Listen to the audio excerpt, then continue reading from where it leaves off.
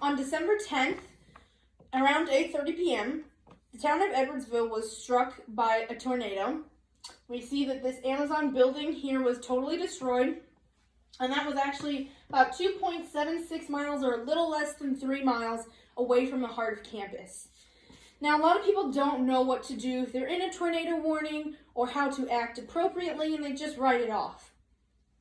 I, as a previous meteorology major and a National Weather Service severe storm spotter, want to help reverse that lack of knowledge, so that if a tornado were to strike again, people would be better prepared. The goal to help you today is to help you better understand tornadoes by defining the word tornado watch, tornado warning, explain how meteorologists find tornadoes, and what to do if you find yourself within a tornado warning.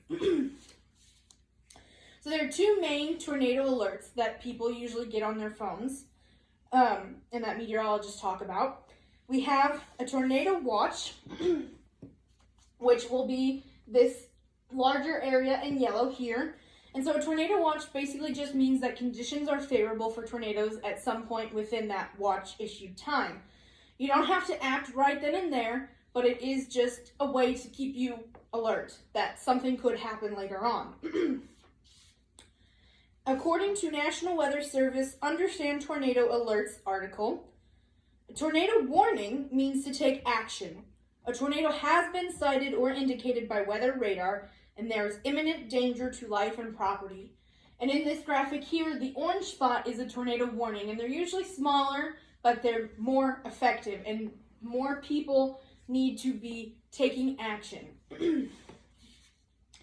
To help people better understand the importance of how meteorologists find these tornadoes, we're going to look at how they figure out these warnings. For one, they use what we call Doppler radar and use of storm spotters to issue warnings. According to National Weather Service blog, How Radar Works, the founding principle of radar is that they send out radio waves, which are a beam of energy, to hit objects in the sky, and that then reflects off those objects back to the radar, and that helps the radar know the movement and position of atmospheric objects. This essentially allows meteorologists to see within the storm.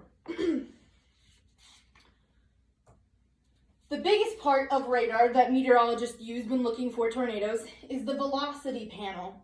And so velocities help show movement and motion of wind, and technically the objects inside of the storm.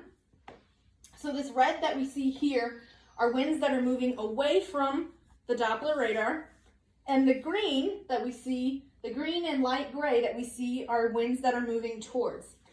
Now, this does not happen naturally in the atmosphere. You don't naturally have winds moving in opposite directions right next to each other. So that indicates to meteorologists that there's actually a rotation going on within the storm.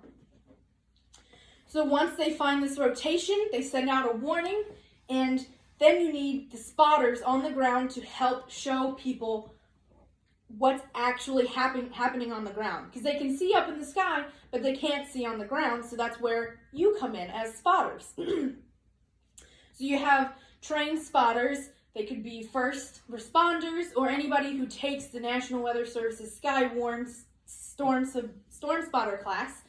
They can then be a spotter, and you get a number to call on your phone that if you were to see and observe a funnel cloud, which is the tornado before it's touched ground, or an actual tornado doing damage, you call in and tell them. So this better helps people to be informed on what they're finding. Now people need to know what to do. So when there's a watch issued, basically just means to be prepared, and you need to talk with those people you're going to be with on what is your storm emergency plan, and you need to have your alerts set on your phone so that you have a weather eye and you are prepared for if anything were to happen that day. If you were to be inside of an issued tornado warning, the best place for you to go would be the basement. If you don't have a basement, a storm shelter underground or certified storm shelter would be the best bet. And some people don't have that option either. So an interior room on the lowest floor would be the best place to go. Now, you might want to grab a first aid kit, some tennis shoes, flashlights, and even blankets and pillows to wrap around yourself to shelter from debris. And if you're very certain that there is a tornado on the ground, you're listening to your local meteorologist, grabbing your important documents and photos will also be helpful. In conclusion, a watch and warning are two different types of tornado alerts. Radar helps meteorologists find tornadoes, and you have to get to the basement to have your life saved. Combined, you now have a better understanding of what to do if there were a tornado and you were a part of a tornado warning. So now I want to leave it on a question for you to ponder on. Do you have a way for warnings and a safe place to go?